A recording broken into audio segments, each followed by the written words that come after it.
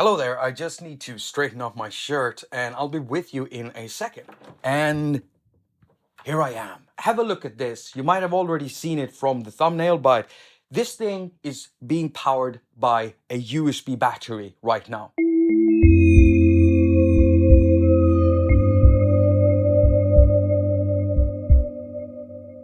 Hello and welcome to haQ. My name is Jakob. I'm your host and you're watching a haQ episode. And in this episode, Arturia MicroFreak. I cannot even begin to emphasize how much I wanted to, get some alone time with this beauty. I'm going to be making several videos on this unit because there's so much you can do with it.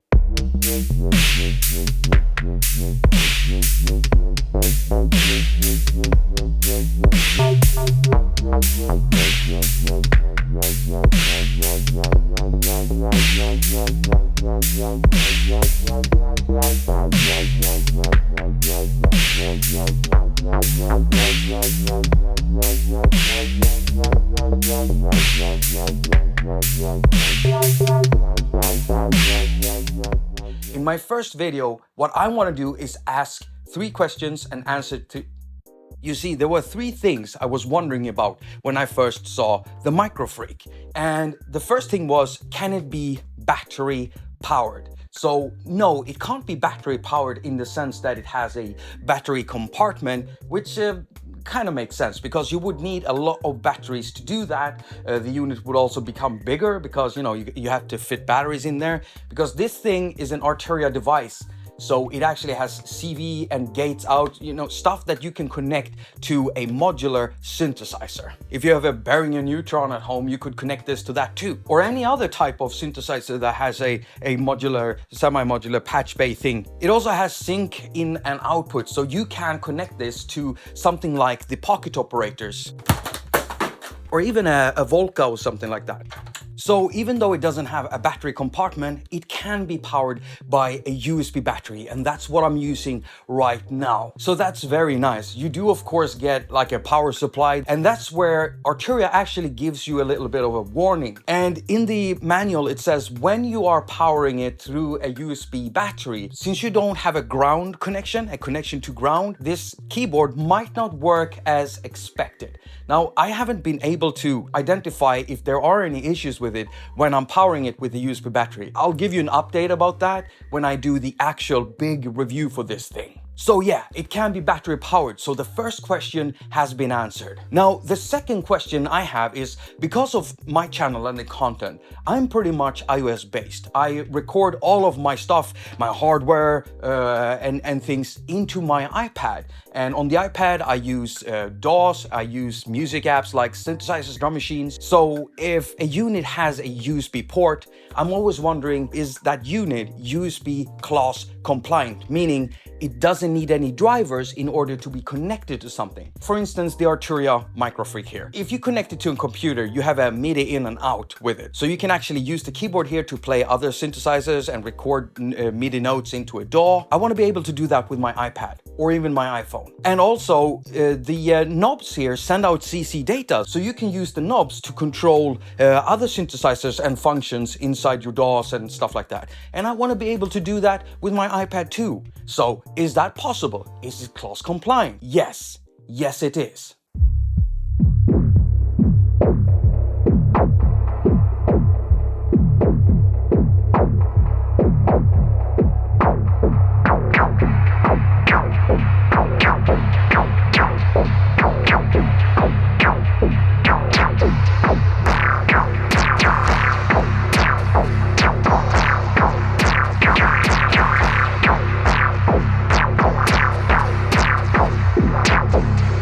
What I've tested are lightning devices. So I have an iPad mini 1, I have an iPad mini 2, I have an iPad Pro 12.9 inch, I also have an iPhone 6, and it turns out this thing will connect through the lightning port with the help of both an older camera connection kit, this old little dongle, and it will also connect to your iPad through a lightning to USB 3 connector 2. It works. It shows up as a MIDI system inside your DAW or inside your synthesizer. The only thing that I did notice was that I did have more lag on my iPad Mini 2, and that's basically because it's an older device. It has less processing power, and so you get more latency with it. But that didn't happen with my iPad Pro. And I also want to add that the latency I got was when I was connecting this directly to a synthesizer. That's when I noticed the lag, but as soon as I connected it to something like Cubasis, there wasn't that much lag, actually. Almost non-existent. Almost. So it's class compliant, it can be battery powered.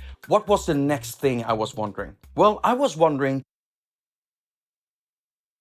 how easy would it be for a beginner to get into this? I mean, there are certainly a lot of knobs here, and the thing is deep. I spent the first 2 hours I had with this synthesizer just going through it, trying to learn its interface. I've been using synthesizers most of my life. I'm 40 now, so I have some experience with these things. I had the entire interface and almost all of the internal workings figured out within those 2 hours. But for someone who is a beginner, who might want to get into synthesis, would this be too much for you? Well, the answer to that is no. I really don't think it would be too much for you.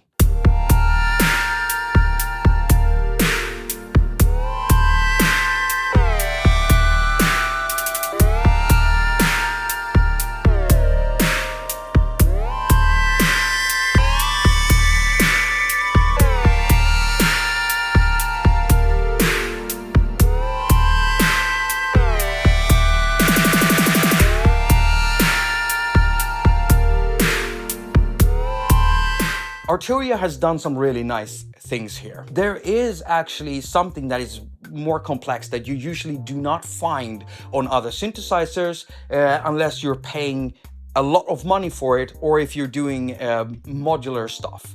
And that is the cycling envelope. You see, the cycling envelope is a modulation envelope that you can use in 3 different modes. It has an envelope mode, so it will work just like any envelope. One trigger goes through the whole envelope and that's it. But then you can also use it in a run mode and in a looping mode. And whoa, the things you can do with it then is just amazing. When it comes to the interface, I mean, there aren't really any strange names or anything to it. The hardest thing to understand maybe for a beginner might be this beautifully designed section down here. Is that a rooster or chicken? I think I'm gonna call it a chicken. I love this interface. I love the designs here. Almost a little bit hipster. It looks great. So when you look at all of the things here, if as a beginner, if you really want to find out what an envelope is, I mean, Wikipedia will take care of that if you need it. Any video about an envelope and what it is will take care of that. One thing that is a bit unconventional with this one is the way that you have the attaQ, decay, release, and sustain. Normally with a normal envelope, you have attaQ, decay, sustain, and then release. So it's a bit unconventionally put out like this. And of course, the decay and release is basically the same knob, but I thought I would be taken aback by that, but I wasn't really. It also has color-coded knobs here, and these are for the oscillator specifically. The awesome thing about this is that you have several synth engines in there, several sound engines, so you can make very different types of sounds. You have an analog style engine, you have a Car Plus Strong engine, which means that you can make string-like sounds. Analog, analog, analog, clock, control, generator, knob, modulator patch, VCA, waveform, modular, Oscar, Mike, Kilo, Juliet, India. When it comes to the modulation section, that can be a bit daunting for people, but we're gonna get into that a little bit in a moment. So what we're gonna do to actually see how easy it could be to get into this is we're gonna create an initialized preset from a complex preset. Meaning we're going to deconstruct a preset until we get something very clean. I don't know if that's going to be interesting to you, but that gives us a chance to actually look at the interface and see how easy it could be to navigate through this or how hard it could be. By the way, Arturia sent this to me so I could have like an early look at this. And I'm not sure I'm supposed to rip this, but Arturia, you sent it to me, so... Oh yeah!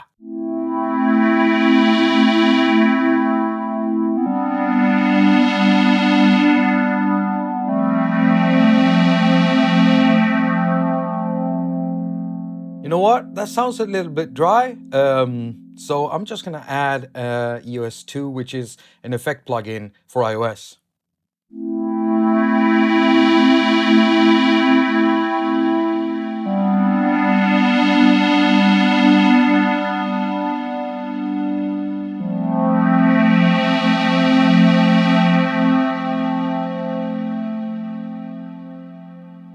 I'm going to show you how to go about creating an initialized preset. Now, there's 256 presets in here.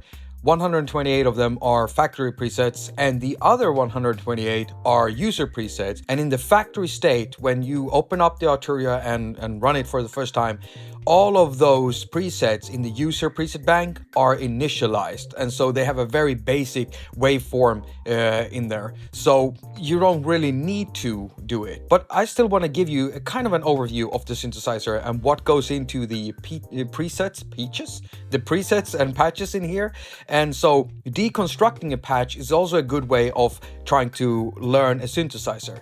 Also, another thing is that the best way to learn a synthesizer, a new synthesizer, and what it can do is always to start with an initialized preset. So even if there are initialized presets inside the preset bank, if I go to, let's see here, we go up to 120. Yeah, you can see it says init, and that means initialized, and they all sound like this. Wait, let me remove the effect. Very basic preset. So I wanted to choose something that is already complex and deconstruct it. So let's see here. Right, so let's start deconstructing this, and I want to start by actually doing it from here first, because here we have the modulation matrix, and this is very much akin to what the matrix brute has. And so if you've ever used a matrix brute, you might be familiar with this. But if you're a beginner, you have these modulation sources that you can then route out to different things. The different things that you can route them to are pitch, wave, timbre, and cutoff. But you can also assign and make your own kind of routings in here. I'll be doing a really detailed thing on this in my big review video or my big tutorial. What I want to do now is to remove all of these dots because they're clearly doing something. They're clearly modulating something. So when you rotate these, you can see a little dot, and this is how you select what slot you want to edit.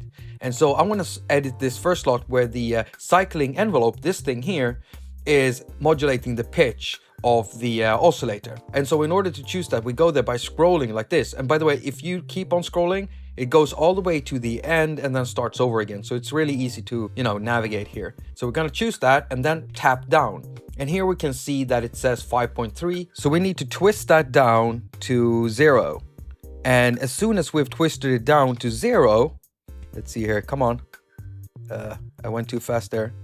Then when we tap this dot should not be lit anymore. And there we go. It's blinking, but it's gonna stop blinking at any moment now. And there we go. Yeah. So we're no longer modulating the pitch with the cycling envelope. By the way, these knobs they feel pretty nice. I mean, it's mostly plastic, this thing. They feel sturdy. They don't wiggle around like that, and they don't feel like they're cheap or anything. As you can see, I've already removed all of the modulation points.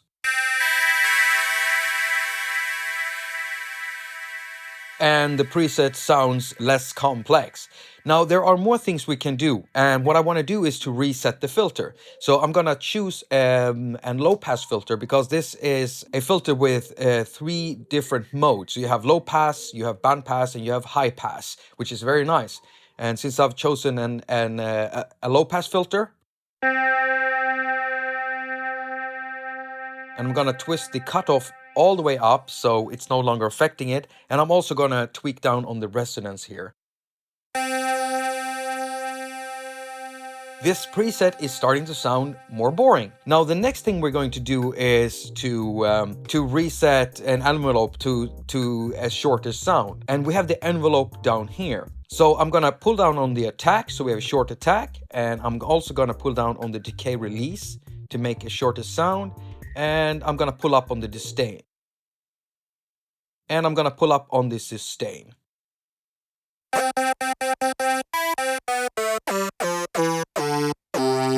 I'm also going to remove the glide because I think there's a little bit of glide in there.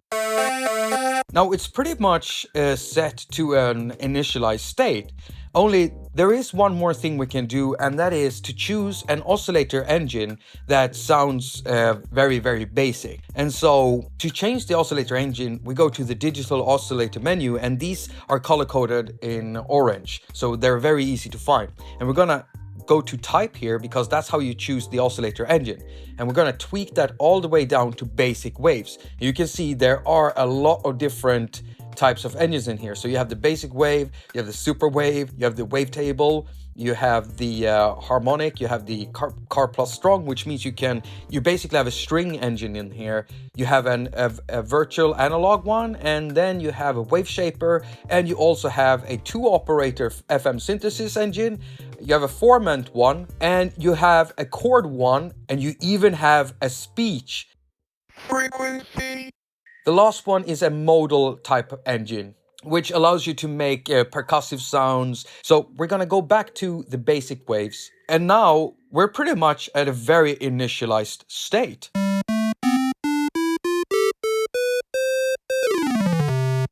Not a very interesting sound.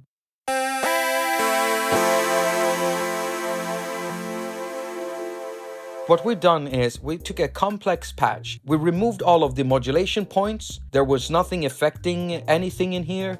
We also reset the envelope to a short maximum sustained sound, and we went back to a very, very basic type of oscillator engine. And that's basically how you make an initialized preset on this thing. Now, if you want to save this, it's very, very simple. All you have to do is to tap save, and it's going to ask you what spot you want to save it on.